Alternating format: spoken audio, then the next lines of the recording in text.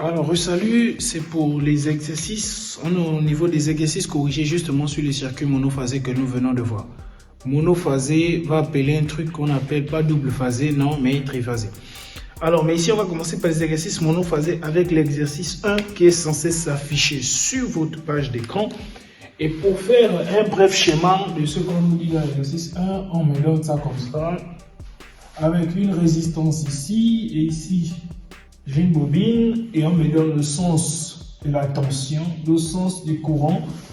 Et tout commence là. On me demande de donner l'expression de la puissance active consommée par la résistance. Alors par la résistance, la puissance active, selon ce qu'on veut le voir, on m'a dit que P c'est égal à VI cosinus phi. Or, au niveau de la résistance, on l'a dit, au niveau de la résistance, le cosinus phi est égal à 1. Ça implique que j'aurai mon P qui est encore égal à VI.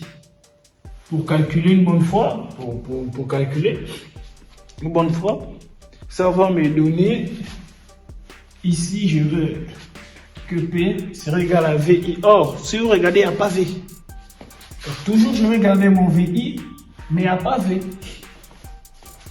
V ici égal à quoi? Ça, on ne le sait pas. Alors, qu'est-ce que je sais? Je sais que ma tension égale à ma résistance multipliée par mon intensité. C'est ce que je vais juste venir mettre ici. Ça implique alors que mon P serait égal à R multiplié par I carré. Donc, autrement dit, P est encore égal à quoi? À R qui m'est donné plus bas. C'est égal à 10, qui est encore multiplié par 3,6 carré. Ça me donne 129.6. Quoi? Watts. 129.6 watts. Alors ici, on me dit la puissance réactive consommée par la bobine. Alors la puissance réactive consommée par la bobine, c'est Q. Lorsqu'on parle de puissance réactive, on l'a dit, c'est Q. Le Q consommé par la bobine, c'est égal à quoi? On est au niveau de la bobine. C'est-à-dire que la bobine est caractérisée par son inductance L. Ça, on le sait.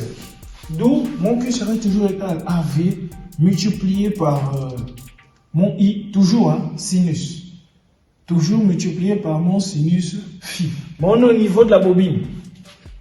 Donc le sinus phi il est déjà travaillé. C'est-à-dire si on travaille la bobine, on déduit immédiatement le sinus phi. C'est-à-dire, ici, le V, je n'ai pas toujours. Donc je cherche mon V. Or, V égale à quoi? V égale à ZI. ZI.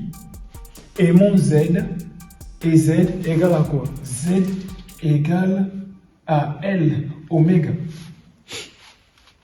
Z égale à L oméga. Pour oméga égale à 2pi F. C'est tout. F c'est la fréquence. Comme on a tracé, vous pouvez voir que, voilà. Donc ici ça fait 2pi oméga. Donc je prends ça, cette expression, c'est-à-dire ça va me donner que Q sera égal, je vais directement tout écrire, sera égal déjà à I carré, qui est encore multiplié par L, qui est encore multiplié par 2pi F. Donc ça va me donner, lorsque vous allez calculer, une affaire de 814 et quelques. Donc, mon Q sera égal à 814. Il y a des virgules, j'ai juste coupé, j'ai pris la partie entière. 814. Donc, on me demande maintenant de déduire la puissance apparente du circuit. Alors, dans nos explications, on a dit que la puissance apparente que je vais noter S sera égale à la racine carrée de P au carré plus Q au carré. Ce qui va me donner la racine carrée de 129.6 carré plus 814 au carré. Ça va me donner 824. 824. Ça, c'est mon S, ma puissance apparente. Alors, on me demande maintenant de déduire le facteur puissance. Lorsqu'on parle de facteur puissance, c'est cosinus phi. À chaque fois qu'on va vous parler de facteur puissance, considérez que le facteur puissance dont il s'agit, c'est cosinus phi. Alors, pour trouver le cosinus phi, j'ai ma puissance apparente. On va le trouver. Ne vous inquiétez pas. on va trouver le cosinus phi. Ici, mon cosinus phi sera égal à quoi? Il sera égal à P sur S, tout simplement. Autrement dit, c'est 129,6 sur 824, ce qui va nous donner 0,15. 0,15. Alors, in fine, on va me demander de calculer la tension. On va me demander de calculer la tension et on va me demander de calculer la phase. Ça, on va le voir. Alors, pour calculer la tension, je sais que S, on sait que S égale à quoi? C'est égal à VI. Ça implique ici que V, c'est égal à S sur I. Autrement dit, ça, je vais quand même le calculer parce que je n'ai pas eu le temps de le faire. Donc, ça va me donner 824 sur 3,6. C'est égal à 228.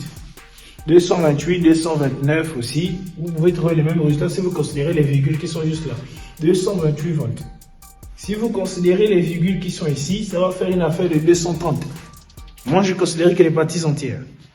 Voilà. Donc, ça fait une affaire de 230. Et ici, on me demande de calculer le déphasage. Alors, le déphasage, tout simplement, ça va être la tangente. C'est-à-dire que je vais faire tangente de cos moins 1, c'est-à-dire phi égale à tangente de cosinus moins 1 de 0,15. Alors ça, je vais le faire. Attendez, tangente de cos moins 1 de 0,15. Non, c'est tangente. Tangente de cos 0,15. Voilà. Donc c'est ici, c'est tangente moins 1 de cos 0,15. Ça va me donner 44,99. 44,99. Lorsqu'on parle de déphasage, on parle de l'angle. 44,99 degrés au radian, en tout cas c'est l'angle. Pour ce premier exercice, c'est passé très vite. C'est juste pour un petit rappel, pour chauffer un peu le corps. Mais c'est le deuxième exercice que je crois que sera assez intéressant. Donc on se voit dans le deuxième exercice qui s'annonce être vraiment friand.